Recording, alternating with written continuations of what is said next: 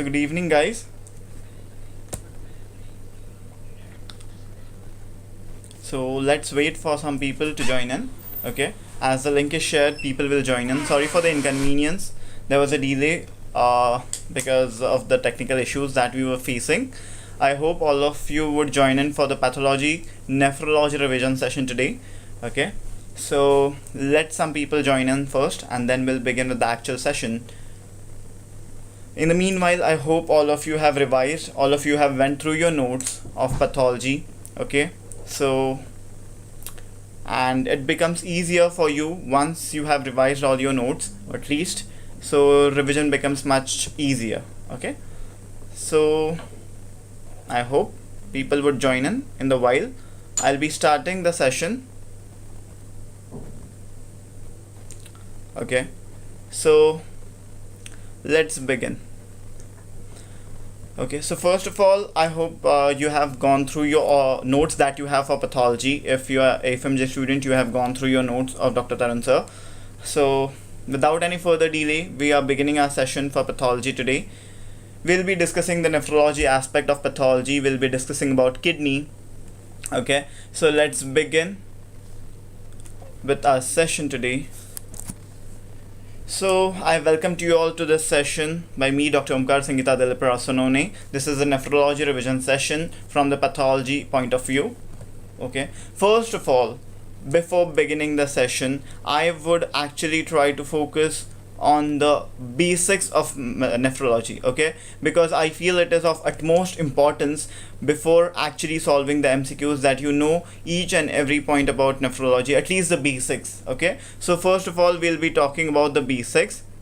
In the introduction part, we'll be talking about the basics. So as you all know, if in case there is some pathology in the kidneys or there's some pathology in the urinary system altogether, the first investigation that we perform usually, okay, if any person is coming to you with complaints like burning micturition, pain while micturition, or bloody urine, that we call it as hematuria, any of these complaints, okay, any of these complaints related to urinary system, the first investigation that we usually recommend is our urine investigations. Okay, urine investigations, and urine investigations can be of two types. The first one is urine RM, that is urine routine and microscopy, and the second one is urine CS, that is urine culture and sensitivity.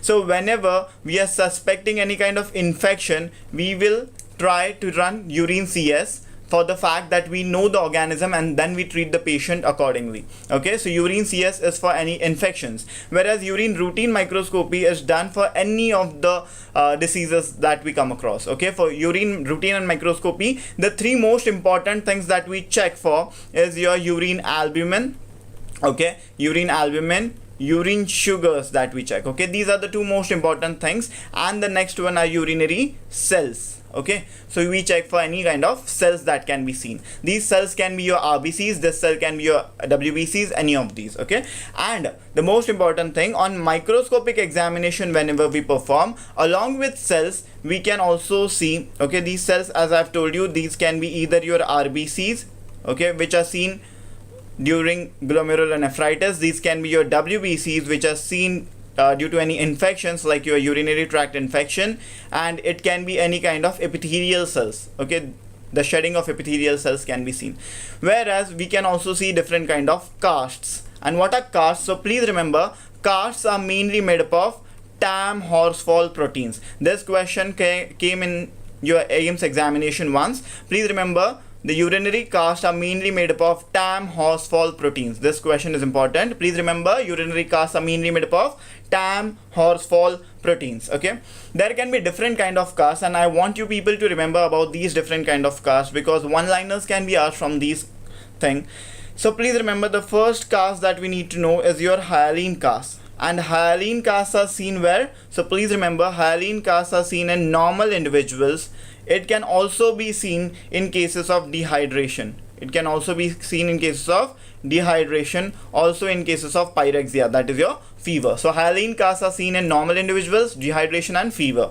Whereas the second type of cast that we are gonna see, that are RBC casts. So please remember, RBC cast, as we have already discussed, RBC cast would be seen where? So please remember, RBC casts are seen in cases of glomerulonephritis. RBC casts are seen in cases of glomerulonephritis that leads to hematuria.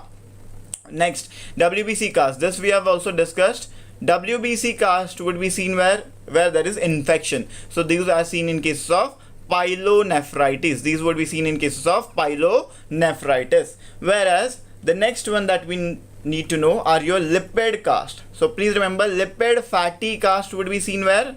Lipid fatty casts in urine would be seen in cases of nephrotic syndrome. Okay, we'll be discussing in deep about nephrotic syndrome. Just remember, lipid fatty casts are seen in cases of nephrotic syndrome. Whereas broad and waxy cast, this is very much important, guys. Question have been asked in FMG also regarding this. Broad and waxy casts are seen in cases of chronic renal failure. So please remember, broad waxy casts are seen in cases of chronic renal failure. And the last cast that you need to remember is your muddy brown cast. Okay, please remember, the last cast that you need to remember in urine are your muddy brown casts, which are seen in cases of ATN, that is acute tubular necrosis. So please remember the various kind of casts. Casts are mainly made up of TAM phosphol proteins. The various kind of casts are hyaline casts seen in normal individuals, dehydration and fever. RBC casts seen in cases of glomerulonephritis. WBC casts seen in cases of pyelonephritis or any kind of UTI. Lipid fatty casts seen in cases of nephrotic syndrome. Broad waxy cast, very much important. Please remember, broad waxy cast you need to remember always. They are seen in cases of chronic renal failure.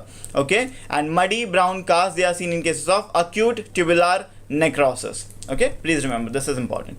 Moving, guys, further to our actual discussion now about the diseases of your kidney. Okay, so please remember, we'll be talking about renal diseases. We'll be today talking about renal diseases. So renal diseases are broadly classified into three types. Okay, renal diseases are broadly classified into three types. First one, okay, the first one are your glomerular diseases. First one are your glomerular diseases. Okay, so please remember, glomerular diseases would be also known as glomerulonephritis. So if the glomerulus or the glomerular tuft is affected, it would lead to glomerular diseases known as glomerulonephritis. The second type are your tubulointerstitial diseases. Okay, the second type are your tubulointerstitial diseases. What do we mean by tubulointerstitial diseases? Tubules means all the parts of your nephron. Okay, apart from glomerulus, what are the parts of nephron? Your PCT, proximal convoluted tubule, your lobe of Henle, your distal convoluted tubule, your collecting duct. All these are your tubules. So either these are affected or the interstitium is affected. Okay, so in any of these, it is known as your tubulointerstitial diseases. And the last one would be your renal vasculitis. Okay, if the renal vessels are affected, then that diseases are known as renal vasculitis. So to just give you an example, we'll be discussing broadly about your glomerular diseases. Just remember some examples of your tubulointerstitial disease. The examples of tubulointerstitial diseases are your Liddle syndrome. Okay, just remember the Liddle syndrome. Okay, in Liddle syndrome, we'll be discussing it in medicine further. Liddle syndrome mein kya hota hai? There is ENaC function gain. Okay, there is gain of function in your ENaC channels. ENaC are your epithelial sodium channels. Okay, so what happens? There is gain of function in your ENaC channels. Just remember, this isn't just an example. And the second example about renal vessel vasculitis can be your renal vein thrombosis. The example of renal vein vasculitis would be your renal vein thrombosis. Okay, so these are just an example. So we'll be talking about your glomerular diseases now.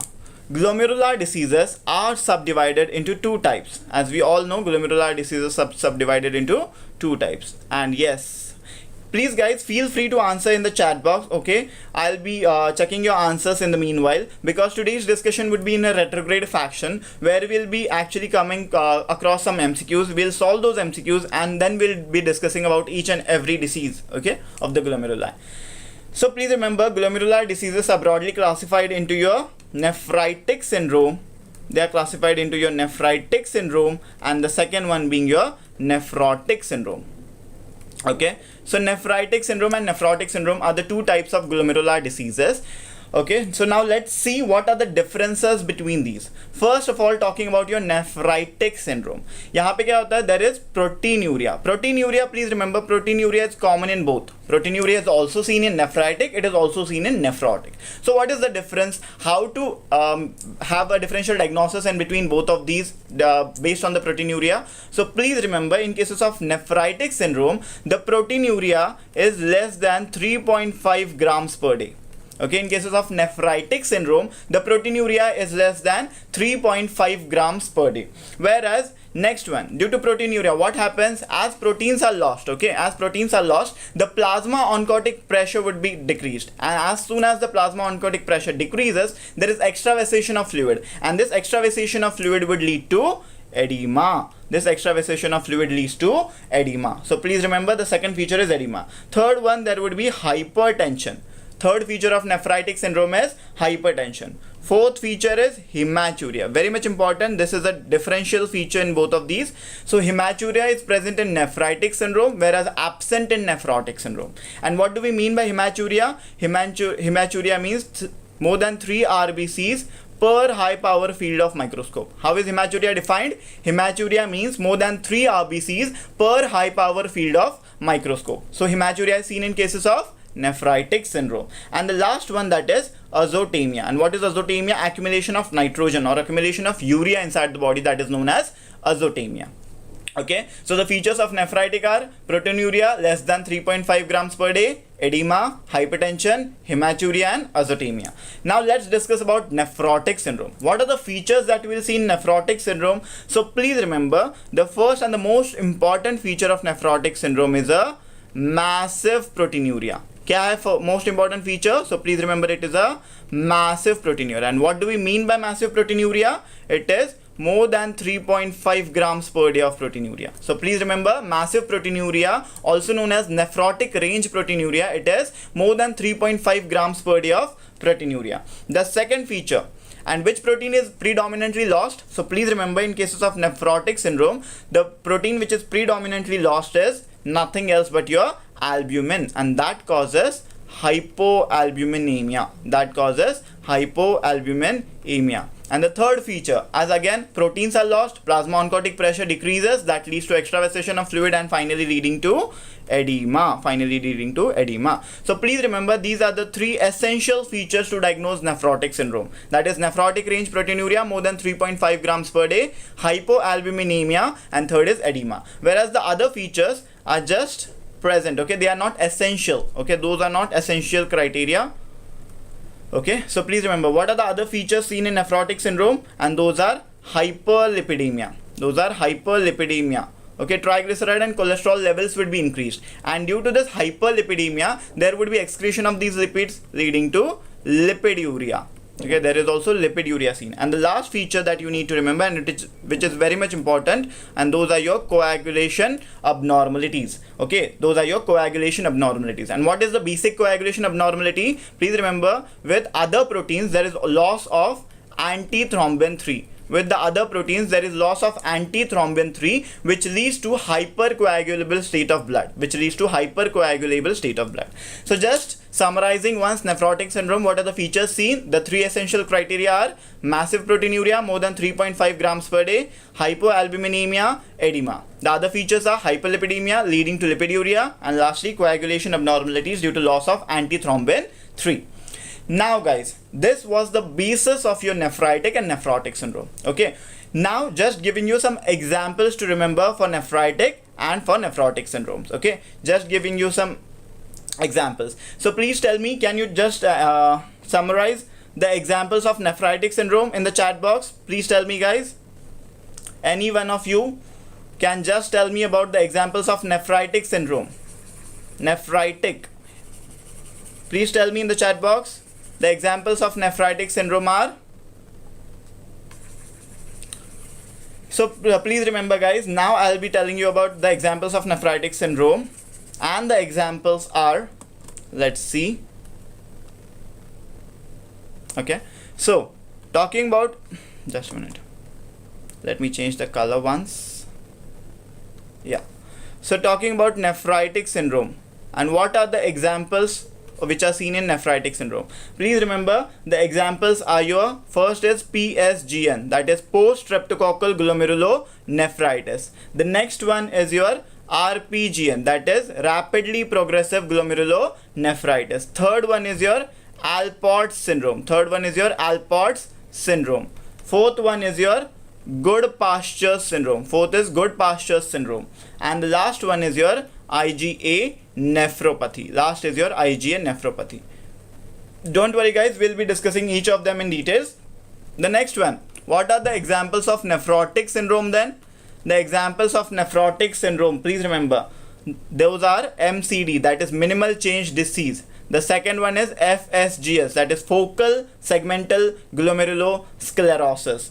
Okay, the next one is membranous glomerulonephritis or membranous nephropathy. Next one is MPGN, that is membranoproliferative glomerulonephritis. And the last one is IgA nephropathy. Yes, please remember IgA nephropathy is an example of both nephritic as well as nephrotic syndrome, but more commonly it presents as nephritic syndrome. Now moving on to the actual discussion guys. Okay, so let's see. Okay, so before moving on to your actual questions, please see this is an example of kidney biopsy. Okay, what is this? This is a normal kidney biopsy, and what you can see a glomerular tuft of capillaries. Okay, here is your arteriole. Okay, this is your afferent arteriole, this is your efferent arteriole. Okay, and this is your normal glomeruli picture, histopathological picture. This you can see the pinkish one, that is your glomerular basement membrane. Okay, these are your mesangial cells, and mesangial cells are your interstitial cells between the glomerular capillaries. What is located? That is your mesangium. Okay, and the cells which are present in the mesangium are known as your mesangial cells. Okay, these are your endothelial cells. As you all know, the filtration barrier of your glomeruli is formed by what? Filtration barrier is formed by first of all your endothelium, then your basement membrane, and lastly your visceral epithelium. And this visceral epithelium is made up of what? It is made up of podocytes. So please remember, the filtration barrier of a nephron or the glomerulus is formed by first of all the endothelial cells, followed by the basement membrane, and lastly the visceral epithelium, which is made up of podocytes. Okay, so these are your podocytes over here. So now let's begin the actual discussion guys. So the first question to you, I hope that you guys keep on answering in the chat box. Okay, please remember, I need the answers in chat box.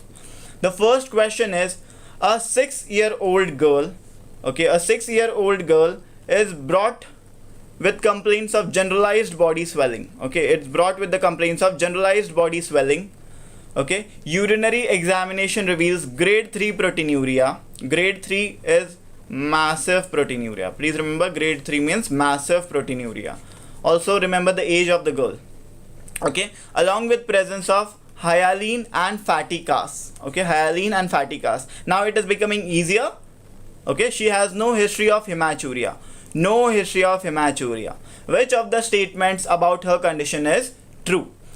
So please tell me the answer guys. I'll be waiting for your answer for like 10 to 15 seconds in the chat box. What is the answer that you feel? And just tell me the diagnosis. Okay, just tell me about the diagnosis of this condition. I just need the diagnosis. You don't need to answer the question right now. Just tell me about the diagnosis of this condition. What do you think is the most likely diagnosis? So there is a 6-year-old girl presents with generalized body swelling, that is known as your edema. Okay, urinary examination reveals grade 3 proteinuria, that is massive proteinuria, along with presence of hyaline and fatty casts. She has no history of hematuria. So either it is nephrotic syndrome or nephritic syndrome. So please remember with this, that as there is no hematuria, okay, as there is no hematuria and there is massive proteinuria, these two features are sufficient to diagnose it as nephrotic syndrome. These two features are sufficient to diagnose it as nephrotic syndrome. Please remember this. Along with that, one more feature that is actually suggestive of nephrotic syndrome are these hyaline and fatty casts. We have already discussed in the first slide that fatty casts are seen in cases of nephrotic syndrome. Please remember. So with this, we have come to a diagnosis that this is a typical case of nephrotic syndrome. So now No, it is not IgA nephropathy. Please remember guys, it can't be IgA nephropathy, because IgA nephropathy we discussed was an example of nephritic syndrome, right? But in this case there is no hematuria. In this case there is no hematuria, and as hematuria is not there, therefore nephritic syndrome is ruled out. Okay, so now let's discuss, okay, the most important one from nephrotic syndrome. Okay, so the first example that we'll discuss from nephrotic syndrome is your MCD, that is minimal change disease. From the name itself you can know many features about minimal change disease. So please remember, minimal change disease or MCD, it is the most common cause of nephrotic syndrome in children. So please remember, the first point that you need to remember for MCD, it is that it is the most common cause of nephrotic syndrome in children. Okay, the first feature that you need to remember is it's the most common cause of nephrotic syndrome in children. The second one, it leads to selective proteinuria. It leads to selective proteinuria. And what do we mean by selective proteinuria? So please remember, by selective proteinuria we mean there is predominant loss of albumin. Mainly there is loss of albumin, which is seen in cases of MCD, minimal change disease. Okay, the third feature that you need to remember guys, now we'll be talking about the actual pathological picture, and that is we'll talk about the morphology. Okay, if we perform a kidney biopsy for this child, what are the features that we'll going to see on the morphological picture? In morphology of a kidney biopsy, okay, on a kidney biopsy we can run 3 tests. Okay, on a kidney biopsy we can run 3 tests, and those are, first of all, your light microscopy, second one being your electron microscopy, and third one being your immunofluorescence. So please remember guys, on light microscopy of this child, on light microscopy of minimal change disease, what are the change we going to see? Please remember, we will not see any change. There would be no change on light microscopic picture of kidney biopsy of minimal change disease, and that is why, okay, that is why it is known as minimal change disease. There is very minimal change which can be seen. On light microscopy, no change can be seen. Okay, no change is seen. Please remember this. Okay, whereas now talking only, we can see some lipid inside the tubules. Okay, what is the only change which can be seen on light microscopic picture? We can only see lipid inside the tubules. Okay, and as we can see lipid inside the tubules, therefore minimal change disease is also known as lipoid nephrosis. Therefore minimal change disease is also known as lipoid nephrosis. On electron microscopy, what are the changes that we are going to see? So on electron microscopy, please remember, this is very much important. Minimal change disease can only be diagnosed with the help of electron microscopy, and the change which can be seen on electron microscopy is nothing but diffuse effacement. Okay, what are we going to see? Diffuse effacement of the foot processes of podocytes. Diffuse effacement of the foot processes of podocytes. This is the question which was asked earlier and which can be asked also. So electron microscopic picture of minimal change disease will show diffuse effacement of foot processes of podocytes. And lastly, talking about the immunofluorescence. Okay, talking about the immunofluorescence, what are the changes that we are going to see on immunofluorescence? Please remember, on immunofluorescence we are going to see no deposits. Okay, we are going to see no deposits, and therefore MCD is also known as nil deposit disease. This is also known as nil deposit disease. Okay, I hope now you are clear with minimal change disease. Minimal change disease is the most common cause of nephrotic syndrome in children. It leads to selective proteinuria, predominantly loss of albumin. On morphology of a kidney biopsy, on different investigations, first of all on light microscopy we can see no change, only we can see lipid in tubules, therefore it is known as lipoid nephrosis. On electron microscopy, very much important, we can see diffuse effacement of foot processes of podocytes, and on immunofluorescence again we can see no deposits, therefore it is known as nil deposit disease. Okay, I hope now MCD is very much clear to you.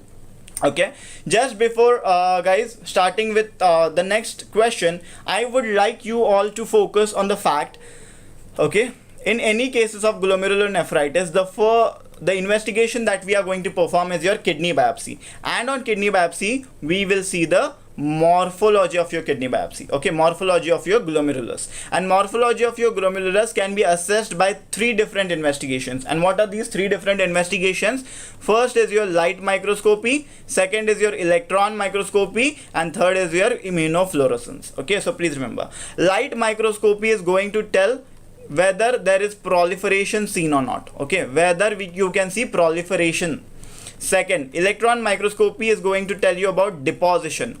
Okay, so either there is deposition or not, that is going to be told by your electron microscopy. And last one, that is your immunofluorescence. It would tell you about the appearance. Either the appearance is granular or it is linear. So please remember the appearance of the deposits. Okay, the appearance of the deposits, it would be seen on your immunofluorescence, and if the appearance of deposits is granular or linear. Based on this also you can diagnose your different types of nephrotic or nephritic syndromes. So please remember the 2 punchlines, guys. Now what I have remembered and what I will try to give you now are the most important ones. Okay, the most important 2 punchlines that you need to remember are these ones. Please remember, all the glomerular diseases have IgG and C3 deposits. All the glomerular diseases have IgG and C3 deposits except one, that is your IgA nephropathy. And as by name only you can know that in this instead of IgG there is accumulation of what? There is accumulation of or deposition of IgA. Okay, so please remember there is deposition of IgA. Okay, and the next punchline that you need to remember, that all diseases have granular appearance of the deposits. All diseases have granular appearance of the deposits except one. Okay, except one, and that is your good pasture syndrome. Except one, that is your good pasture syndrome, where you can see the linear deposits. So please remember these 2 punchlines are very much important. All glomerular diseases have IgG or C3 deposits except one, that is IgA nephropathy, where there would be deposition of IgA and C3. All diseases have granular appearance of deposits except one, that is your good pasture syndrome, where there would be linear deposits. Okay, I hope now the things are clear to you. Okay, with this we can be able to solve many questions. And one more thing that you need to remember, nephrotic syndrome is also known as non-proliferative glomerulonephritis, as there is no proliferation which is seen in cases of nephrotic syndrome, whereas nephritic syndrome is known as proliferative glomerulonephritis. Okay, there is proliferative glomerulonephritis. Moving on to our next question for the evening, guys, and I hope you will be answering in the chat box. The question is, a patient presented to OPD. Okay, a patient presented to the OPD with complaints of hematuria. On immunofluorescence, the following pattern is seen. This is the immunofluorescence picture of this patient. Histopathology reveals mesangial widening and endocapillary proliferation. Okay, histopathology shows what? Mesangial widening and endocapillary proliferation. Electron microscopy shows electron dense deposit, predominantly where? Predominantly in your mesangium. And what is the likely diagnosis? So please tell me the answer, guys. Options are option A, MPGN, option B, chronic glomerulonephritis, option C, IgA nephropathy, and option D, good pasture syndrome. Please tell me the answer.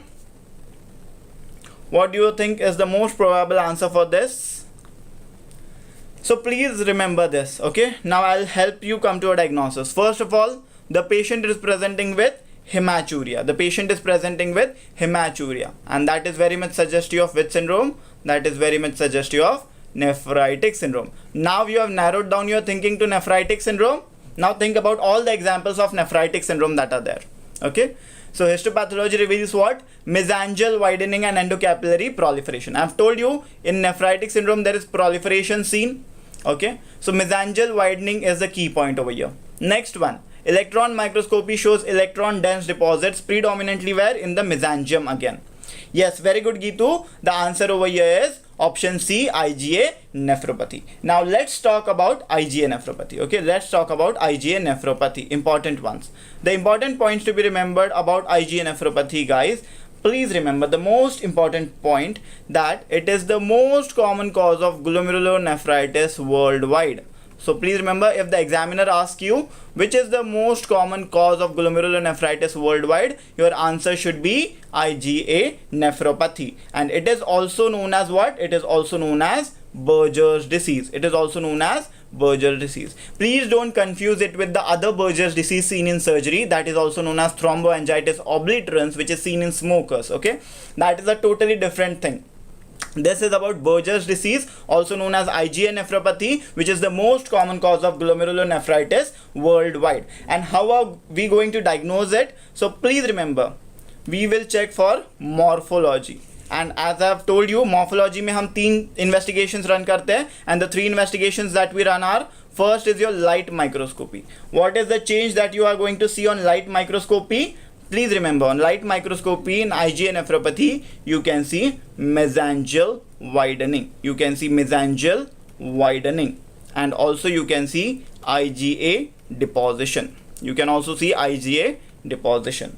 The next one, on electron microscopy, what is the change that we are going to see on electron microscopy? So please remember, on electron microscopy we can see mesangial immune deposits. We can see mesangial immune deposits. Okay, and lastly, on immunofluorescence, as we can see in this picture, what is the appearance seen? So please remember, what is the appearance seen over here? See, it is present in what? Is it linear? Is it linear throughout? No, it is not linear, right? Therefore, the deposit appearance is what? It is granular. So please remember, granular IgA immune deposits are seen. IgA and C3 deposits. So please remember about IgA nephropathy, the morphology of IgA nephropathy. What are the features seen? So please remember, IgA nephropathy on morphology and light microscopy would show mesangial widening and IgA deposition, along with endocapillary and mesangial proliferation.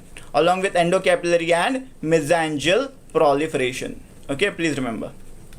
The second one, on electron microscopy, what can be seen? We can see mesangial immune deposits. On electron microscopy, we can see mesangial immune deposits. And the third feature, on immunofluorescence, what are we going to see? We can see granular IgA or C3 deposits. So please remember, these are the most important features that you need to remember about IgA nephropathy. The most important one that can be asked as a question, what is the marker of IgA nephropathy? Anybody in the chat box? Can you tell me what is the marker for IgA nephropathy? What is the marker for IgA nephropathy? In the meanwhile, I am going to tell you guys, IgA nephropathy can be seen following a streptococcal sore throat. So please remember, this is very much important, very much important. Pathy. And what are the drug of choice? So please remember, the drug of choice in IgA nephropathy are nothing else but steroids. The drug of choice are steroids. So please remember this. Okay, IgA nephropathy, or there can also be a patient who complains of hematuria along with some purpuric lesions on the buttocks and on the lower limbs. A child, okay, or for example, a child who is presenting to you, a 5-year-old child presenting to you with hematuria along with palpable purpuric rashes over the buttocks and lower limbs, okay, along with some arthralgia or abdominal pain. This is a characteristic case of a vasculitis, and this is a characteristic case of HSP, Henoch-Schönlein purpura, which is another IgA related disease, And the third scenario can be a patient again complaining of hematuria along with diarrhea or obstipation, okay, along with diarrhea or obstipation after eating wheat, rice, oats. Okay, this is a classical example of a malabsorption syndrome, which is also IgA related, and this is the example of celiac sprue. This is the case of celiac sprue. So please remember, along with IgA nephropathy, there can be other diseases which are related, and those are, first of all, vesicular disease known as dermatitis herpetiformis, a vasculitis known as Henoch-Schönlein purpura, and third, a malabsorption syndrome known as celiac sprue. Okay, you need to remember about all these three as well. Now, I just got to know that I have left the last question. So please remember guys, we have discussed about now minimal change disease, and we have come to a diagnosis of the first question, that this is a classical case of minimal change disease. As we can see, this is a child presenting with features of nephrotic syndrome. And what is the most common cause of nephrotic syndrome in children? That is your minimal change disease. So the diagnosis in this is your minimal change disease. Now let's go through your options. First is your option A. IgA nephropathy is the likely diagnosis. So please remember, we have ruled this out. This is not a case of nephritic syndrome, as there is no hematuria. So IgA nephropathy is not the likely diagnosis. This is the wrong statement. Second one, her C3 levels will be low. Okay, her C3 levels will be low. So please remember, in cases of glomerular diseases, there is deposition of C3. There is activation of complement system. So the C3 levels would be rather high. Option C, Alport syndrome is the likely diagnosis. Alport syndrome is the likely diagnosis. No, please remember, this is not a case of Alport syndrome, because again, Alport syndrome is an example of nephritic syndrome. But as here hematuria is absent, so nephritic syndrome is already ruled out. So option C is also wrong statement. So the answer to this question is your option D. There is no C3 or IgG deposit seen on renal biopsy. This we have already discussed guys, as you all can see over here. So please remember, on immunofluorescence we can see no deposits. Therefore MCD or minimal change disease is also known as nil deposit disease. So the answer to the first question was option D. No C3 or IgG deposits are seen on renal biopsy. I hope this is very much clear to you. Okay, so now we have completed your minimal change disease and the second one, which is your IgA nephropathy. Okay, if any questions that you have, you can just type in the chat box and I'll be answering at the end of the session. Okay, so moving further guys to our next question that we have over here, and the question number 3 for today's session is: a 7-year-old child suddenly develops fever, oliguria, periorbital edema, and smoky cola-colored urine. The mother gives history of sore throat 2 weeks ago. The renal biopsy image is given below. The most likely diagnosis is. So this is the renal biopsy image, the histopathological picture, and I would like the answer from you guys first. What is the most likely answer to this question guys? What is your most likely diagnosis? Can you type in the chat box? Please tell me what is the answer. Any answers for this question? So please remember guys, this is a typical case of what? Which syndrome at least? At least narrow down your thinking to syndrome. Either it is nephritic syndrome or nephrotic syndrome. Can you just tell me that? So please remember, this is a 7-year-old child, develops fever, oliguria and periorbital edema. So these are common features which can be seen. Along with smoky cola-colored urine. Cola is how it is almost reddish brown or black in color. Okay, and that is very much suggestive of what? Hematuria. Cola-colored urine is suggestive of what? Hematuria. So again, now we have narrowed down our thinking to what? Nephritic syndrome. This is a case of nephritic syndrome. And which is the diagnosis? Very good, Geetu. Very good. Okay, please remember, this is a classical case of PSGN. This is a classical case of option C, post-streptococcal glomerulonephritis. This is a classical case of post-streptococcal glomerulonephritis. Now we'll study first of all about your post-streptococcal glomerulonephritis and then we'll come back to our question. So PSGN, नाम में ही दिया है इसके, okay, post-streptococcal. मतलब this is also following a streptococcal sore throat or a streptococcal pharyngitis. Okay, we'll talk about that. But first, let's discuss about what is PSGN actually. So please remember guys, PSGN or post-streptococcal glomerulonephritis is a type 3 hypersensitivity reaction. It is what? It is a type 3 hypersensitivity reaction. Okay, it is immune complex mediated disease. It is a immune complex mediated disease. Okay, important. Then what happens in this? This happens usually in children. Okay, and what is the average age group? Please remember, the average age group is 5 to 15 years. The average age group is 5 to 15 years. Please remember this.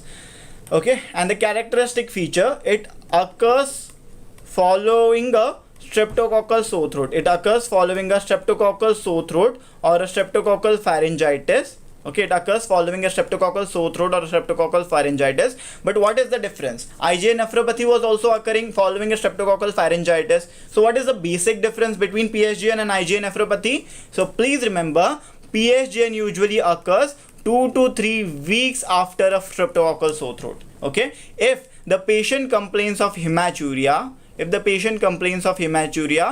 to 3 weeks after a streptococcal sore throat, this is a classical example of post-streptococcal glomerulonephritis. But if the patient complains of hematuria within just 2 to 3 days of a streptococcal sore throat, then that is a case of IgA nephropathy. I hope things are clear to you. 2 to 3 weeks, PSGN. 2 to 3 days, IgA nephropathy. Okay, so this is very much important to be remembered. Okay, so now what are the other features that you need to remember about PSGN? PSGN usually presents with recurrent hematuria. Okay, PSGN usually presents to you with recurrent hematuria, and that would be described in a question as smoky cola colored urine, as described in our question. That is usually described in the question as smoky cola colored urine. Okay, so now let's discuss about the main aspect that we are about to discuss over here, that is your pathological aspect. Okay, so on morphology of kidney biopsy of PSGN, what are the changes that we are going to see? On light microscopy we can see what? So please remember, on light microscopy we can see endocapillary proliferation. On light microscopy we can see endocapillary proliferation. Okay, also we can see hypercellularity. Due to this endocapillary proliferation, we can see hypercellularity on the light microscopy. What are the changes that we are going to see on electron microscopy then? On electron microscopy, we can see the deposition of immune complexes. As we have already discussed, this is the immune complex mediated disease, therefore type 3 hypersensitivity. So on electron microscopy, we can see immune complex deposition. Okay, and these immune complex deposits would be subepithelial. These immune complex deposits would be subepithelial and they would appear as humps. So on electron microscopy, the characteristic picture would be seen as subepithelial humps. On electron microscopy, we can see subepithelial humps. And what is the change that we are going to see on immunofluorescence? So please remember, on immunofluorescence, we can see granular IgG or C3 deposits. We can see granular IgG or C3 deposits. But these granular IgG or C3 deposits on immunofluorescence in cases of PSGN is going to give a characteristic appearance, and this characteristic appearance is known as lumpy bumpy appearance. This characteristic appearance is known as lumpy bumpy or starry sky appearance. So please remember guys, this is very much important. This can be asked, this was earlier asked in AIMS, and this can be asked for sure in our examinations also. So please remember, just summarizing PSGN once, post-streptococcal glomerulonephritis is type 3 hypersensitivity, as it is immune complex or antigen antibody complex mediated disease. Okay, it mostly occurs in children. Average age group is 5 to 15 years. It is usually followed by a streptococcal, it is usually following a streptococcal sore throat or a pharyngitis infection. 2 to 3 weeks after a streptococcal sore throat, it presents with hematuria. Okay, it presents usually with recurrent hematuria. Mostly in question it would be described as a smoky cola colored urine.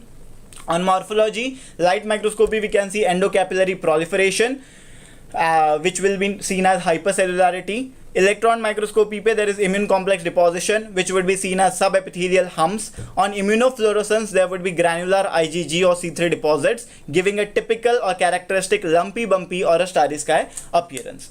So as we have discussed, it is a immune complex mediated disease. Just remember one more point over here. What is the basic pathogenesis? Okay, what is the basic pathogenesis of this? So please remember, the basic pathogenesis is molecular mimicry. The basic pathogenesis is molecular mimicry. So please remember the M antigen. Okay, the M antigen of the Streptococcus, group A beta hemolytic Streptococcus has the M antigen. These M antigen resembles the M protein which is present in our heart and our kidney.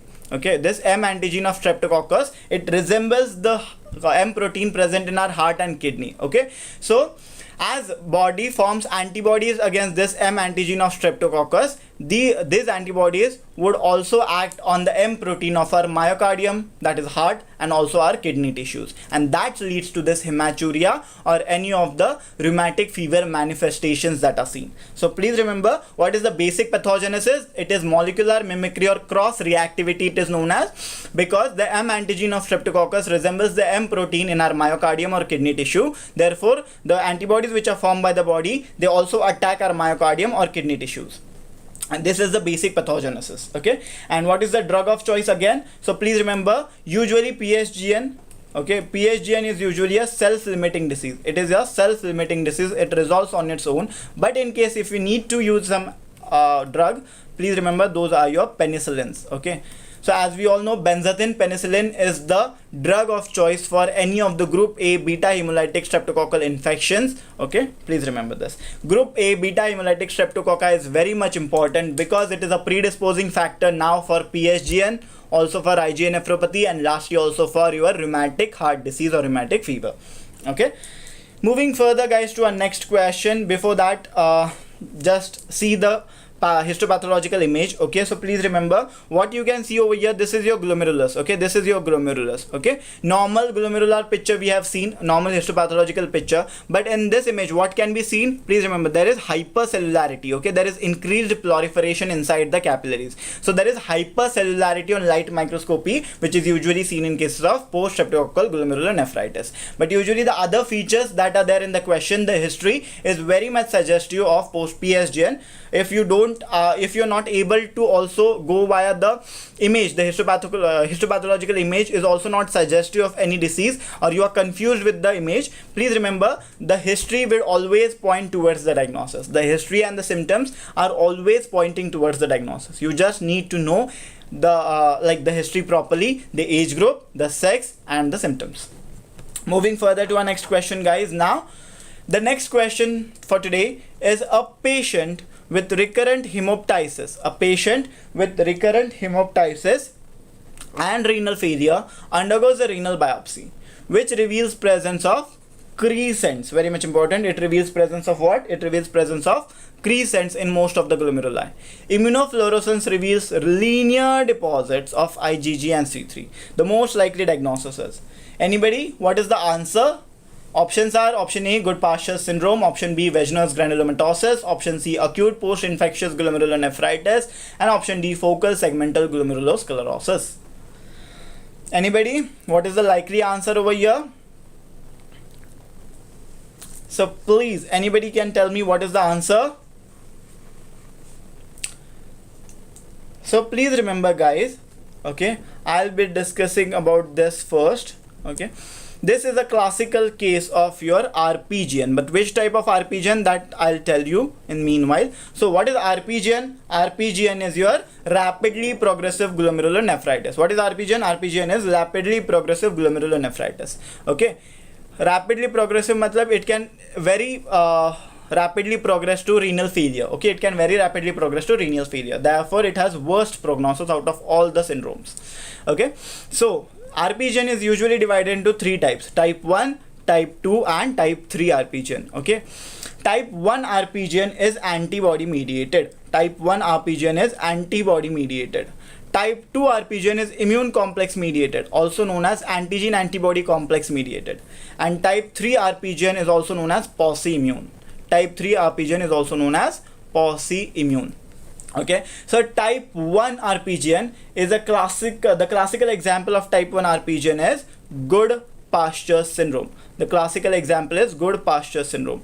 Okay, so please remember, Goodpasture syndrome is a anti-GBM associated disease. So what is anti-GBM associated disease? That is, there are antibodies formed against the glomerular basement membrane. In Goodpasture syndrome, there are antibodies formed against the glomerular basement membrane. So it is an anti-GBM disease. Goodpasture syndrome को याद कैसे रखना है? So please remember, Goodpasture syndrome can be remembered by 1, 2, 3, and 4. Yes. How to remember it by this? So please remember, it is a type 1 RPGN. It is a type 1 RPGN. It is a type 2 hypersensitivity. As we know, it is antibody mediated. And which type of hypersensitivity is antibody mediated? It is type 2 hypersensitivity. So it is type 2 hypersensitivity. Then 3 goes for, there are antibodies formed against the alpha chain. There are antibodies formed against the alpha chain. Of which type of collagen? Of type 4 collagen. So please remember, there are antibodies formed against the alpha 3 chain of type 4 collagen. So just by 1, 2, 3 and 4, you can easily remember Goodpasture syndrome. Okay, so Goodpasture syndrome, there are antibodies formed against the glomerular basement membrane. Okay, it is a type 1 RPGN, type 2 hypersensitivity. There are antibodies against alpha 3 chain of type 4 collagen. Okay, Goodpasture syndrome has one more feature that you need to remember, guys. The one more feature that you need to remember about Goodpasture syndrome, it also manifests in lungs and it also manifests in your kidneys. Okay, what is the manifestation which can be seen in lungs? So please remember, in lungs it would present with recurrent hemoptysis. In lungs it would present with recurrent hemoptysis. Okay, whereas in kidneys it would present with hematuria, which can progress to renal failure, which can progress further to renal failure. But please remember, recurrent hemoptysis is the most common and the earliest manifestation. So what is the most common and earliest manifestation of Goodpasture syndrome? That is recurrent hemoptysis. Okay, so please remember, recurrent hemoptysis is the most common and the earliest manifestation of Goodpasture syndrome. Okay, so these are the things that you need to remember about Goodpasture syndrome, which is type 1 RPGN. So what are type 2 RPGN? So please remember, type 2 RPGN are immune complex mediated. Okay, that is type 3 hypersensitivity. So type 2 RPGN is type 3 hypersensitivity. And what are the examples of type 3 hypersensitivity? So type 2 RPGN is usually seen in cases of SLE, okay, systemic lupus erythematosus. It is also seen in cases of polyarteritis nodosa, PAN. Okay, so please remember, in cases of type 2 RPGN, which is immune complex mediated, the examples are SLE or polyarteritis nodosa. And the feature that you need to remember, on immunofluorescence of type 2 RPGN, you can see granular deposits. You can see granular deposits. Whereas on immunofluorescence of type 1 RPGN, that is Goodpasture syndrome, you can see linear deposits. This we have already discussed earlier also. All glomerular diseases show granular deposits except one, that is Goodpasture syndrome, which shows linear deposits along the basement membrane. What are linear deposits?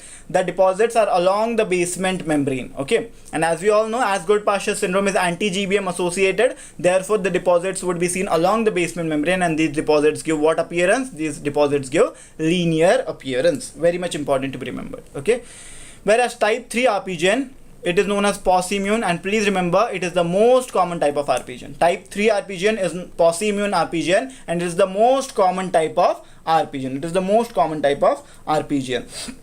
What are the examples of type 3 RPGN? It is Wegener's granulomatosis. Wegener's granulomatosis is a very characteristic small vessel vasculitis, which is the best example of post-immune RPGN or type 3 RPGN. The other examples would be Church-Strauss syndrome or microscopic polyangiitis. All these three are small vessel vasculitis. Okay, the only difference being Wegener's granulomatosis is C-ANCA associated disease, whereas Church-Strauss and microscopic polyangiitis are P-ANCA associated disease. Don't worry, this would be discussed in hematology part. Okay, so please remember, just the examples of type 3 RPGN, which is the most common type of RPGN, are Wegener's granulomatosis, C-ANCA, and Church-Strauss syndrome and microscopic polyangiitis, which are P-ANCA associated. Okay, so these are the important things that you need to remember.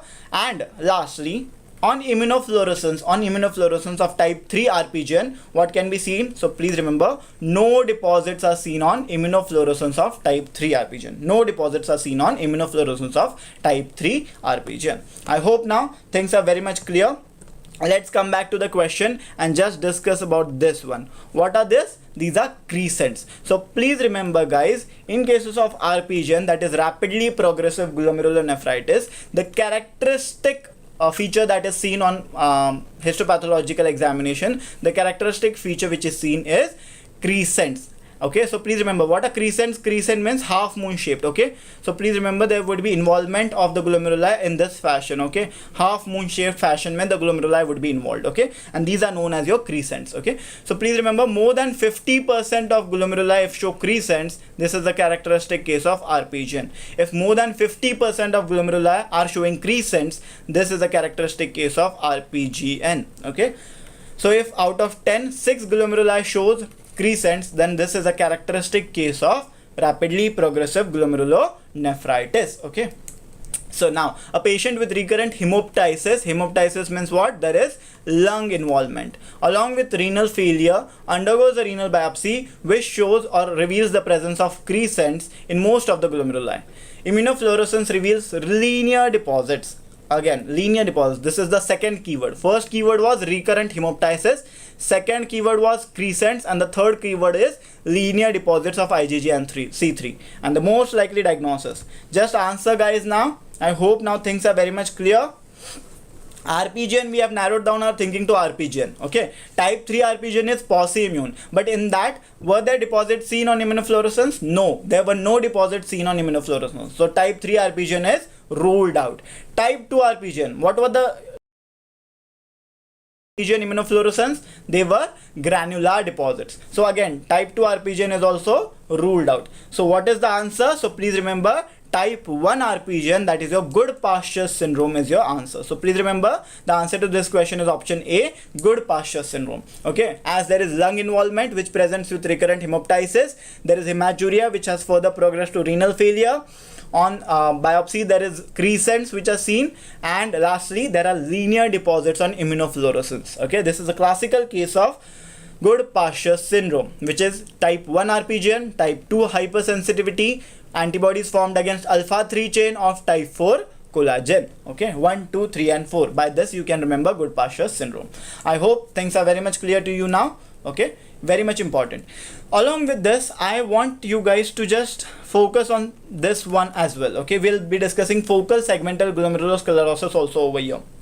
Okay, and what are the features that you need to remember about focal segmental glomerulosclerosis? It is also known as FSGS. Okay, so FSGS mein what are the things seen? So please remember, the first point that you need to remember about FSGS, that it is the most common cause of nephrotic syndrome in adults. So please remember, FSGS is the most common cause of nephrotic syndrome in adults.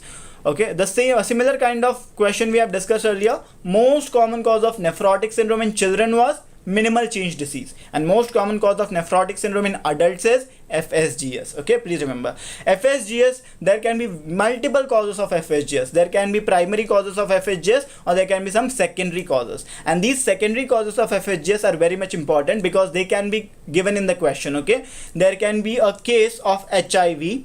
Okay, there can be an individual suffering with HIV and now who progresses to FSGS, and this variety of FSGS is known as collapsing FSGS. Question has been asked on this. Please remember, this is very much important. So please remember, which variety of FSGS is seen in HIV positive individuals? It is collapsing FSGS, which has the worst prognosis. So please remember, okay, collapsing FSGS seen in HIV positive individuals has the worst prognosis out of all.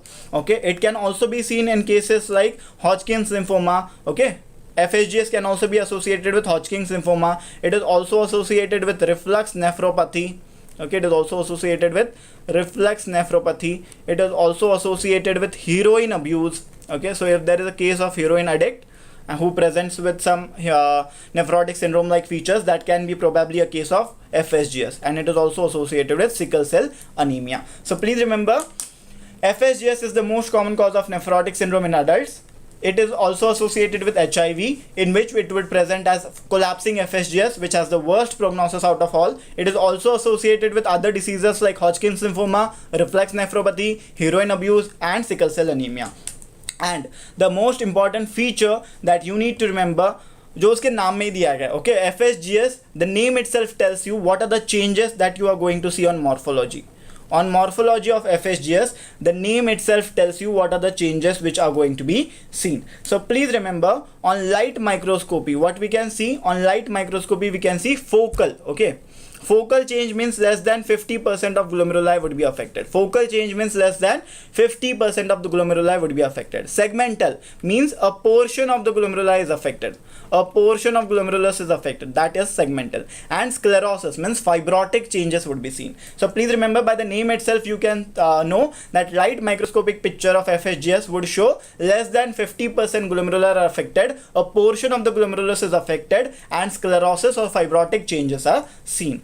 On electron microscopy, what are the changes seen on electron microscopy? Please remember, there is again diffuse effacement of food processes. There is diffuse effacement of food process. Normally the food process is something like this, but there would be diffuse effacement, that is fusion would be there and flattening would be there of these food processes. So there is diffuse effacement of food processes of podocytes. Okay. And lastly, on immunofluorescence, what can be seen again? On immunofluorescence, there would be granular deposits of IgG and C3. So please remember, the two punchlines you can remember: all glomerular diseases show granular deposits except one, that is Goodpasture syndrome, which shows linear deposits. The second punchline: all glomerular diseases show deposition of IgG and C3 except one, that is IgA nephropathy, which shows deposition of IgA and C3. Okay, so these are the features, guys, that you need to remember about focal segmental glomerulosclerosis. Just remember, what is the drug of choice for FSGS? So please remember, the drug of choice for FSGS is again what? For nephrotic, the drug of choice are mainly steroids. Okay, steroids. If the case is steroid resistant, okay, if the case is steroid resistant, so please remember, in cases of steroid resistant FSGS, the drug which is preferred is your cyclophosphamide. Also you can prefer mycophenolate mofetil. Okay, in cases of steroid resistant FSGS, the drug of choice would be cyclophosphamide or mycophenolate mofetil. Okay. Now let's move on to our next question, guys, and the question says, a 13-year-old boy presents to the OPD. Okay, 13-year-old boy presents to the OPD with hematuria. On physical examination, he has mild sensory neural hearing loss and some eye defects. His renal biopsy on electron microscopy showed basket view appearance. Very much important. Basket view appearance. Most likely diagnosis is. So, can anybody of you tell me what is the most likely diagnosis? What is the answer to this question? So now we will narrow down our thinking to, first of all, either whether it is nephritic syndrome or nephrotic syndrome. As the question says about hematuria, it is definitely what? It is definitely nephritic syndrome. So think about the examples of nephritic syndrome, where there would be mild sensory neural hearing loss and there would be some eye defects, and electron microscopy shows basket view appearance. These are all your key points. Okay. So please remember, guys, this is a classical case of, any answers in the chat box? So please remember, guys, this is a classical case of option A, Alport syndrome. This is a classical case of option A, Alport syndrome. So let's discuss few features. No, it is Alport syndrome. It is a 13-year-old boy, please remember, and it is a case of nephritic syndrome. Okay. Option C, MPGN, is a classical case of nephrotic syndrome usually. Okay. So this is the case of Alport syndrome. So let's discuss few points about your Alport syndrome. Alport syndrome is the most common cause of hereditary nephritis. Alport syndrome is the most common cause of hereditary nephritis worldwide. Okay. Most common cause of glomerulonephritis worldwide was IgA nephropathy. But the most common cause of hereditary nephritis, if said, it is your Alport syndrome. It is your Alport syndrome. Please remember this. Okay.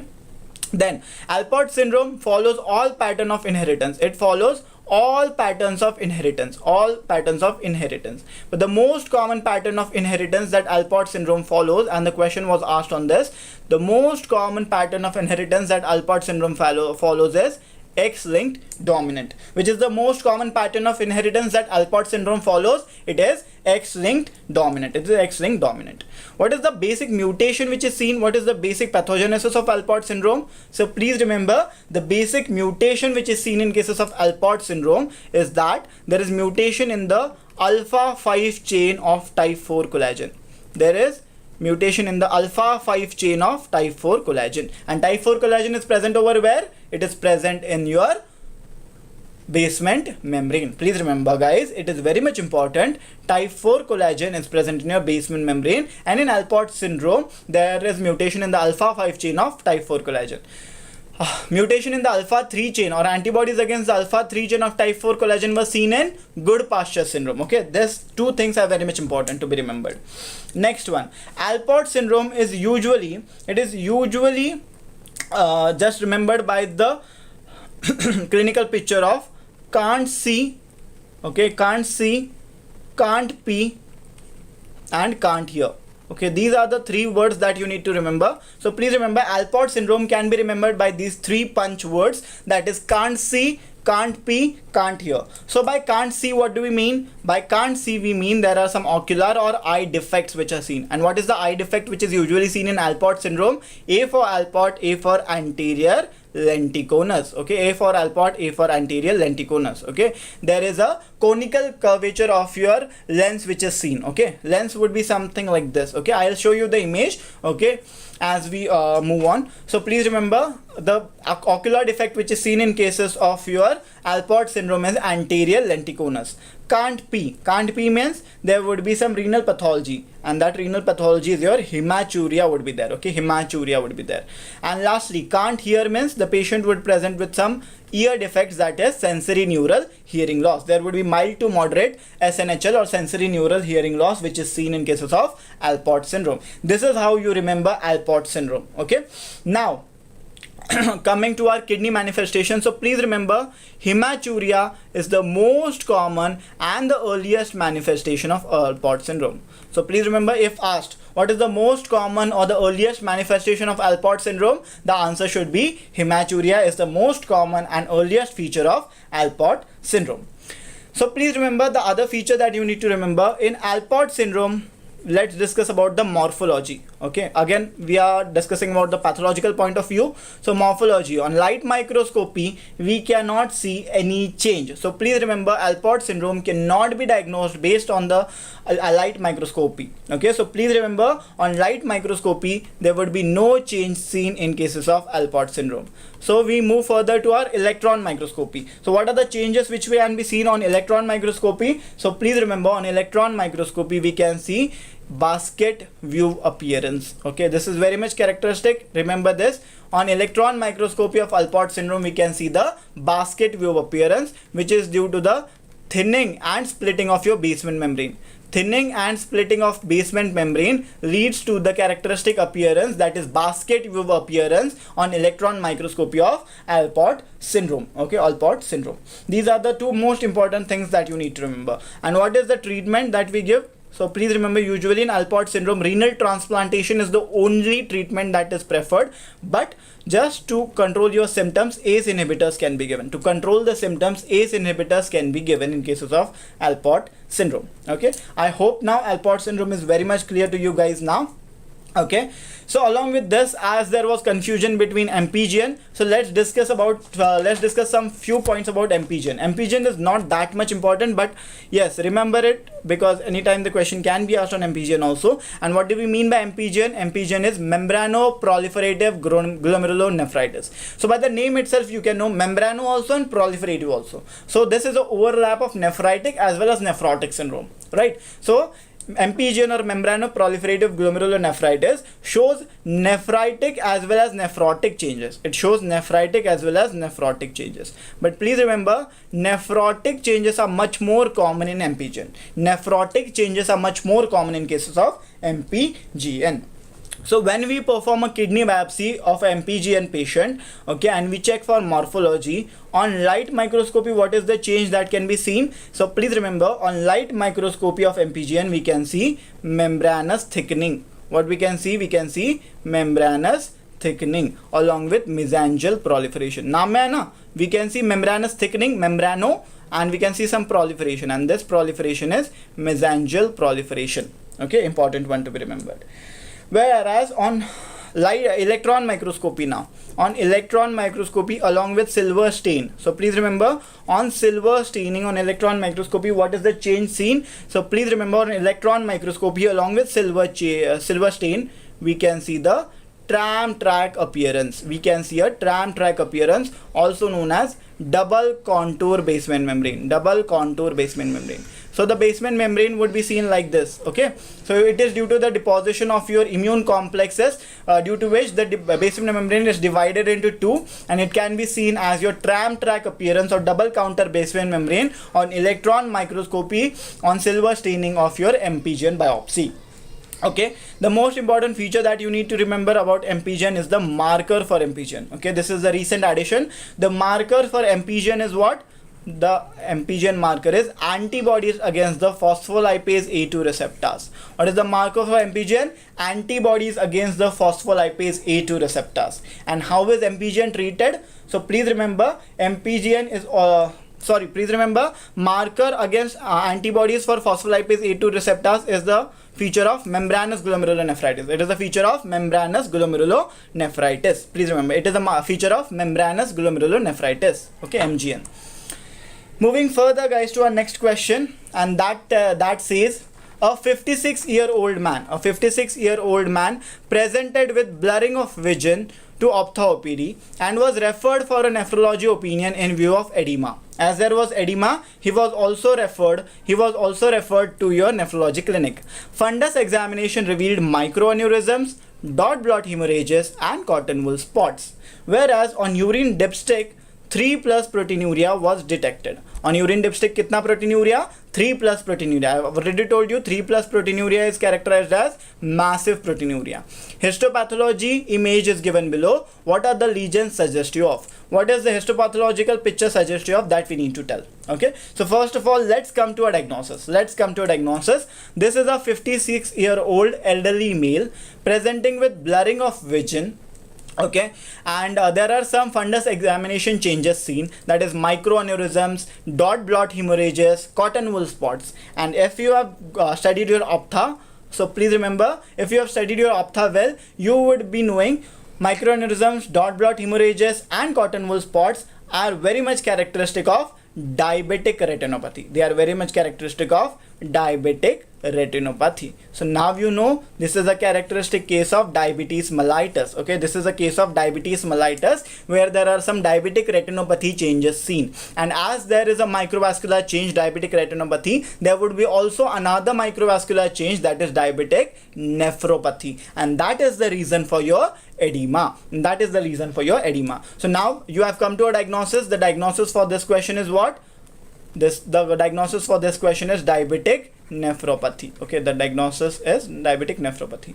Now they have asked us about the lesions. So before moving on to our lesions, let's discuss first a few points about your diabetic nephropathy. And the few points about diabetic nephropathy that you need to remember. Please remember, diabetes have always played a very important role in your examination. Any examination, diabetes is the most common question. Okay.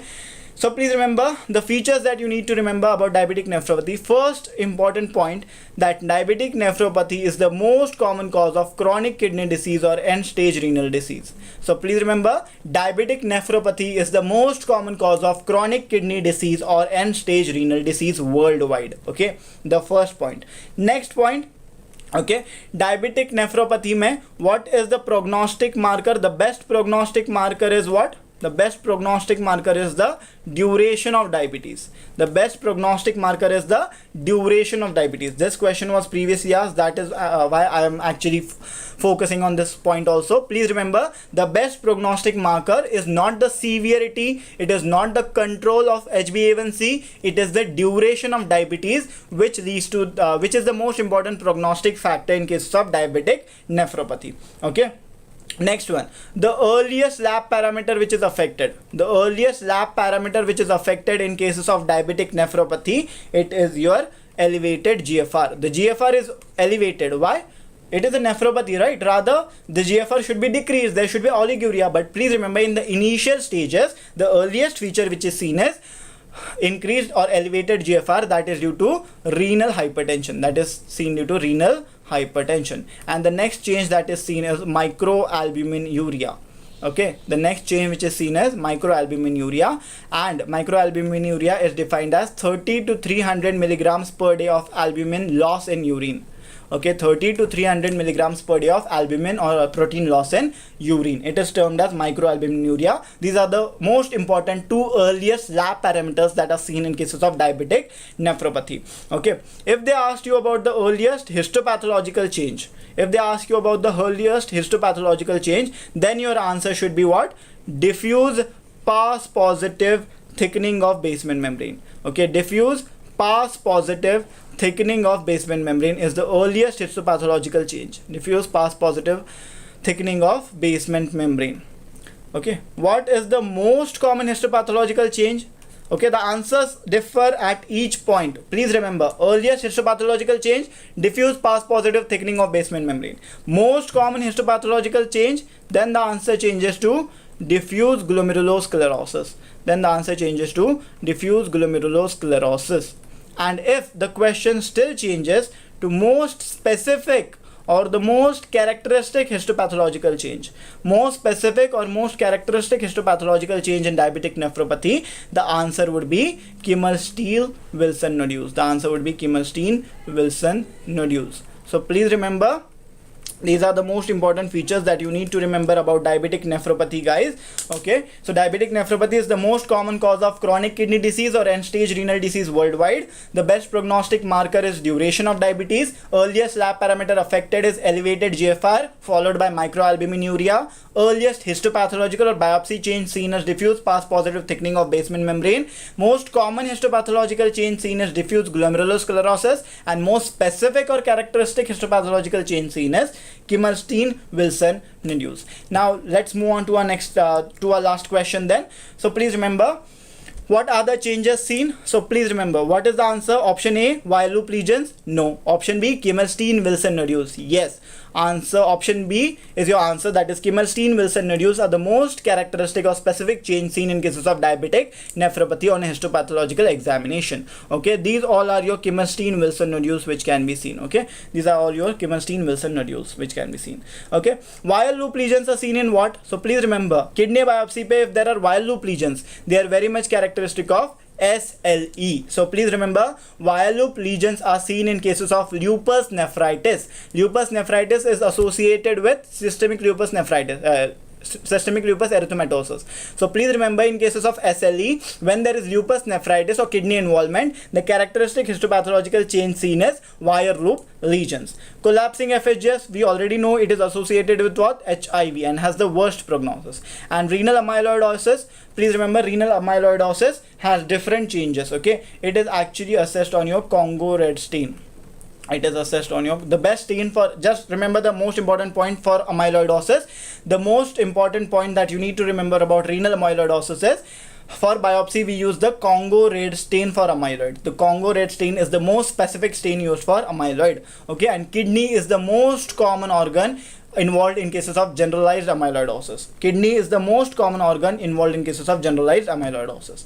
Moving further to our next question, guys. Now, the most common histological type of renal cell carcinoma. Now let's talk about carcinomas. Okay, we have discussed much about our nephritic syndromes. Okay, so just tell me the most common histological type of renal cell carcinoma. Okay, so as we all know, renal cell carcinoma, RCC, it is usually seen in elderly age group, like around 50 to 70 years of age group. Okay, renal cell carcinoma, the most common type is your adenocarcinoma. Okay, adenocarcinoma is the most common type of renal cell carcinoma. But which is the most common histopathological subtype? So please tell me, which is the most common histopathological subtype? Any answers? So please tell me, the most common histopathological subtype of renal cell carcinoma is nothing else but option D, clear cell carcinoma. So please remember, option D, clear cell carcinoma, is the most common histopathological subtype of renal cell carcinoma. The important features, guys, that you need to remember about renal cell carcinoma, mostly things would be discussed in surgery.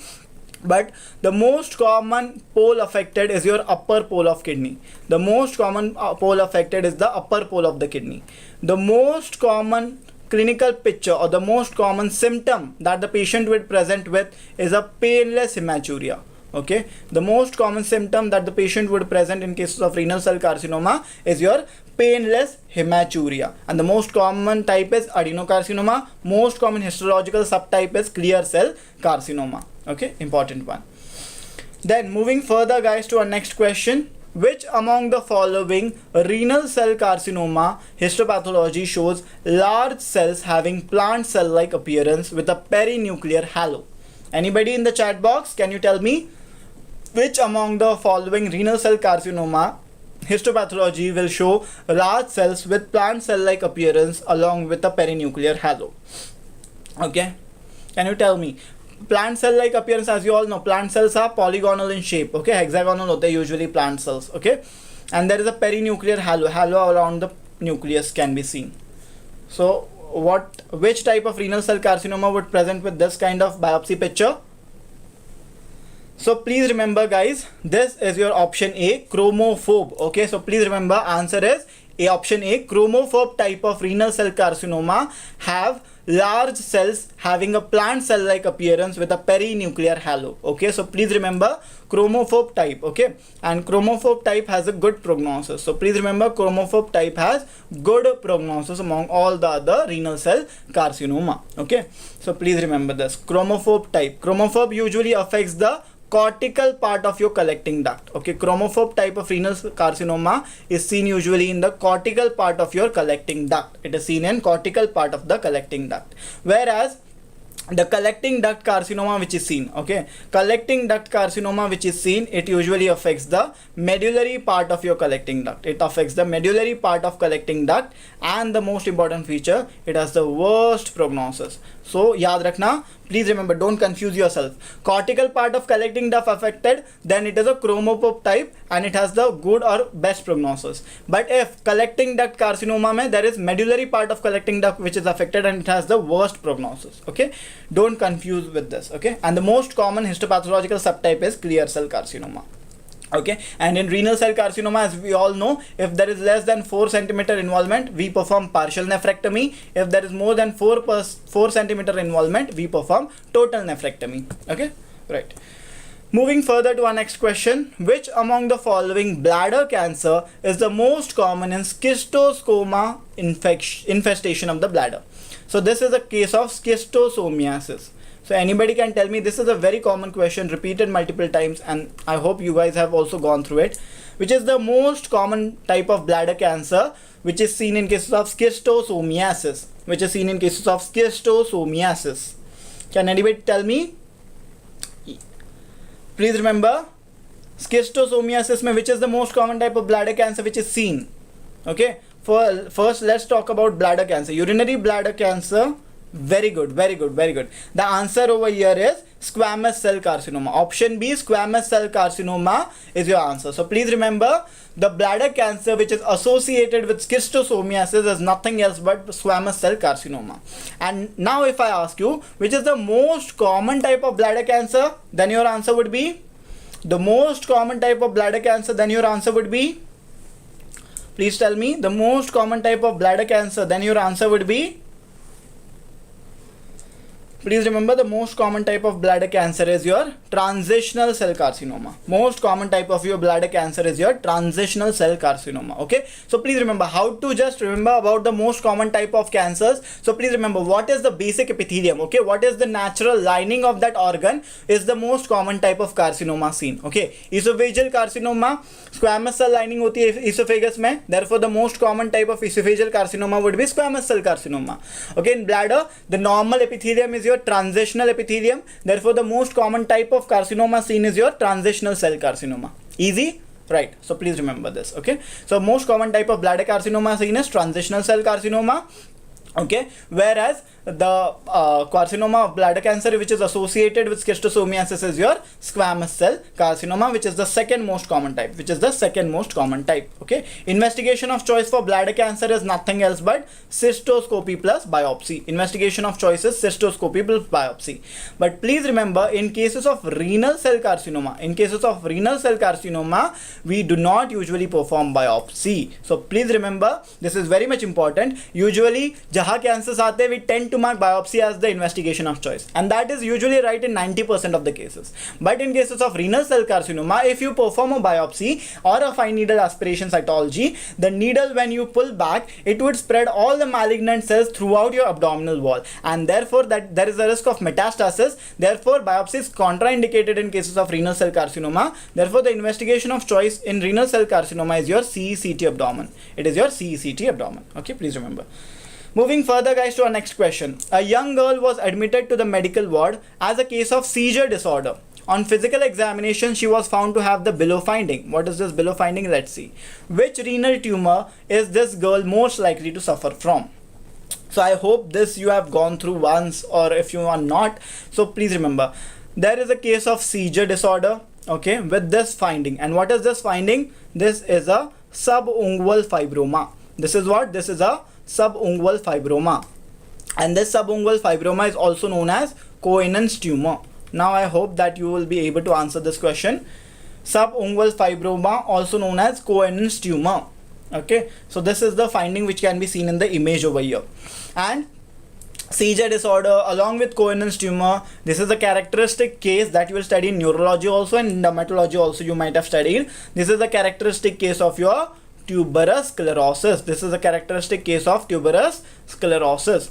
So the answer is actually what? The question is actually what? Which is the most common type of renal tumor seen in cases of tuberous sclerosis? But as we all know, now NBA has started what we can say, creating each and every question in a clinical fashion. Therefore, there would be no direct question. They would have just asked you what is the most common type of renal tumor seen in cases of tuberous sclerosis, but they have just molded the question in a clinical fashion. So now anybody of you can tell me what is the most common renal tumor seen in tuberous sclerosis? The answer over here, please remember guys, the answer over here is option A, angiomyolipoma. Just remember the name at least. Renal angiomyolipoma is the most common renal tumor associated with tuberous sclerosis. Tuberous sclerosis is also associated with cardiac rhabdomyoma. It is also associated with cardiac rhabdomyoma. So which heart tumor? Cardiac rhabdomyoma. Which kidney tumor? Angiomyolipoma in tuberous sclerosis. It is usually a seizure disorder case. Along with this, Cohen's tumor can be seen, or there can be ash leaf macules, which are hypopigmented macules seen on your trunk, okay, that you might have studied in dermatology. Okay, there can be Sjogren's patch, okay, in a shawl-like fashion. So all these are features of your tuberous sclerosis. Moving further guys now to our next question. An 18-month-old child on a routine checkup was suspected of gonadal dysgenesis. On palpation, a large abdominal mass was palpable. On resection of this mass, gross appearance of the mass is as given below. Which tumor is this child most likely suffering from or most likely to have? So please remember, what is the age group? It is 18-month-old child. Okay, gonadal dysgenesis is also seen. Along with that, there is a large abdominal mass which is seen. Okay, large abdominal mass was palpable. On resection of this mass, this is the gross appearance which is seen. So which is the tumor that this child is most likely to have? Any answers in the chat box? So please remember guys, this is the characteristic case of Wilms tumor. This is a characteristic case of Wilms tumor. Okay, so please remember. And what is Wilms tumor also known as? So please remember, Wilms tumor is also known as nephroblastoma. Wilms tumor is also known as nephroblastoma. So please remember, what is the thing that you need to remember from Wilms tumor? Wilms tumor is the most common primary renal tumor in children. Okay, Wilms tumor is the most common primary renal tumor seen in children. Okay, important one. Wilms tumor का triad क्या है? What is the presenting triad of Wilms tumor? So please remember, the presenting triad of Wilms tumor is a large abdominal mass, along with pyrexia, that is your fever. Okay, along with pyrexia or fever, and third feature is your microscopic hematuria.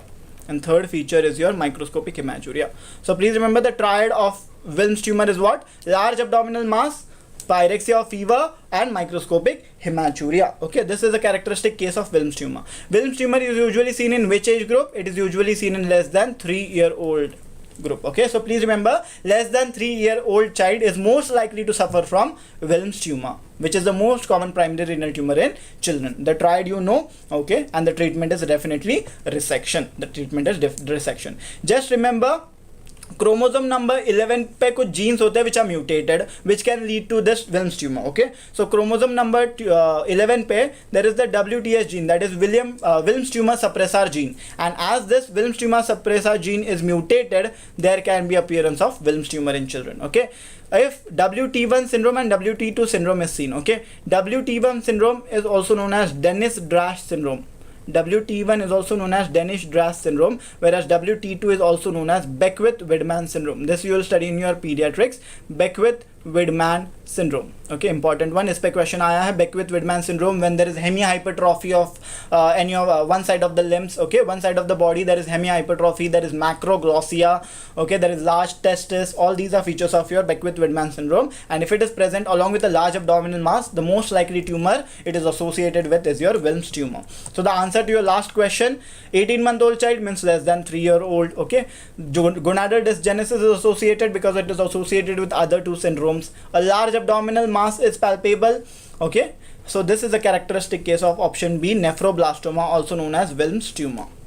So I hope now the things are very much clear to you over in this question. Okay, moving further to our next question, guys. The most common site for extrarenal cyst in case of autosomal dominant polycystic kidney disease is, okay, so this case is of autosomal dominant polycystic kidney disease, ADPKD.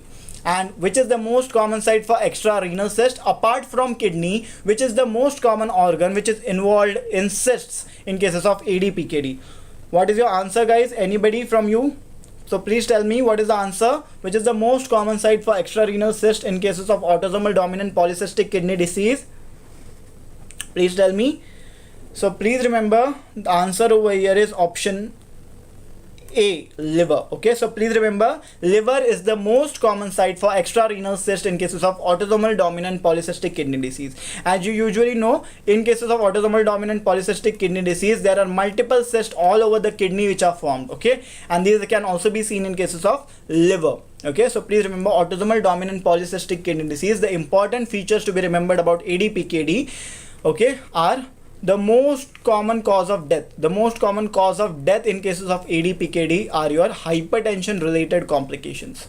It is your hypertension related complication. This question was asked prior, so please remember the most common cause of death in cases of ADPKD, that is your autosomal dominant polycystic kidney disease, are hypertension related complication, and the gene mutations which are seen are your polycystin 1 and polycystin 2 gene. Okay, polycystin 1 and polycystin 2 gene. As we are discussing about the gene mutations over here, we'll also discuss about some gene mutations which are associated with nephrotic syndrome, and these are very much important from medicine point of view, guys. So please remember the genetic basis, also from pathological point of view, the genetic basis of nephrotic syndrome. Okay, the two gene mutations that you guys need to remember are your nephrin gene mutation and second is your podosine gene mutation.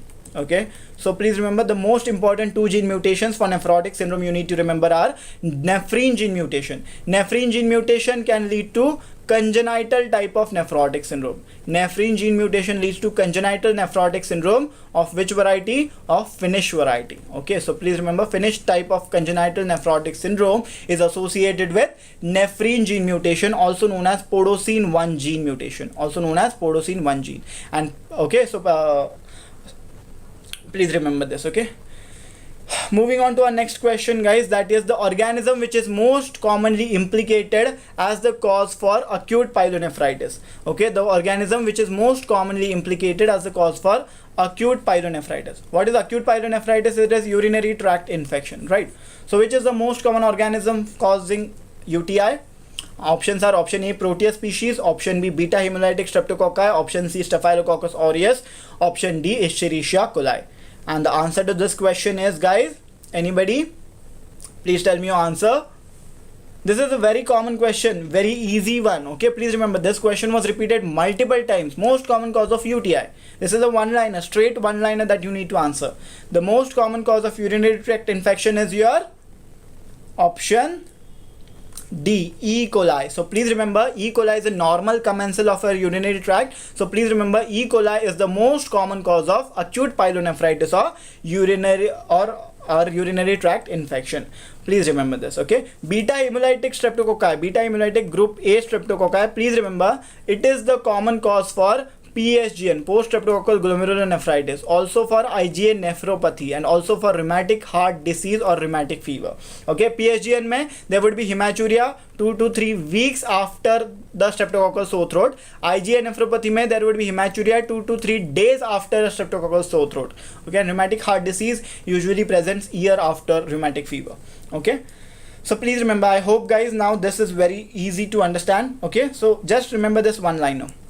Moving further, guys, a young female presents to gynae OPD with complaints of increased urinary frequency, urgency and burning micturition for 2 days. Okay, this is a characteristic case of UTI, urinary tract infection or acute pyelonephritis. Okay, the features are increased urinary frequency, urgency and burning micturition. Usually seen in young females. Okay, usually it is seen in young females. She also noticed scant vaginal discharge. Which among the following will be suggestive of acute pyelonephritis? Okay, which among the following features are suggestive of acute pyelonephritis? So just tell me option A fever, option B sterile pyuria, option C bacteriuria, and option D WBC cast. This question was discussed on the first slide of the discussion. I hope all of you guys answer this properly. What is the answer over here, guys? Please tell me. You all know now which is the most suggestive feature of acute pyelonephritis. Just tell me. Is it fever? Is it sterile pyuria? Is it bacteriuria? Or is it WBC cast? The most suggestive feature. No, fever is not always associated. Dr. Apoptosis, fever can always not be associated with UTI. ठीक है? Some UTIs can present without fever also. Okay, so fever is not the most suggestive or most diagnostic feature. Yes, very good, Uddin. Please remember, answer over here is option D, WBC cast. Okay, so WBC cast are the most definitive or the most suggestive feature of acute pyelonephritis. We discussed already on the first slide. Infections में urine routine microscopy पे क्या दिखेगा? We can see WBC cast. In cases of infection, we can see WBC cast. Okay, very good, very good. Moving further, the most common cause of renal artery stenosis. This is the last question for today's discussion. The most common cause for renal artery stenosis is what? Option A, fibromuscular dysplasia. Option B, atherosclerosis. Option C, amyloidosis. Option D, vasculitis. Please tell the answer, guys. The most common cause for renal artery stenosis. Usually for any of the stenosis, coronary artery stenosis or any other stenosis, what is the most common cause? Narrowing. What is the most common cause for narrowing of any vessel? Sedentary lifestyle in today's generation. Okay, increased fast food ingestion. All these can lead to what? Increased cholesterol or triglyceride levels. And the answer over here is, I've already told you. Yes, very good, apoptosis. The answer over here is option B, atherosclerosis. Atherosclerosis is the most common cause for renal artery stenosis. Okay, so thank you so much, guys, for today's discussion. I hope this discussion was fruitful for all of you guys. You have discussed the pathology, nephrology aspect in details, and you do not have any questions left after this. Yes, there is fat accumulation. Very good. So you do not have any other questions. If you have, you can just send me on my personal Instagram or Facebook handle, or you can just chat with me on my WhatsApp, or you can just post it in the Telegram group of AFMG, which is AFMG for FMG, where you will be getting all the regular updates about all our sessions. Okay, with concluding this session, I would just like you all to go through this quote that says, I did it sounds way better than I could have done it. So you have the opportunity, you have the time with you guys that you can do it right now. Okay, you need to strive hard, you can make it happen. Okay, so please remember, and I hope all of you are studying well, and if any questions, I'll be available for you on the Telegram group. Okay, thank you so much, and let's meet in the next discussion of Sparks.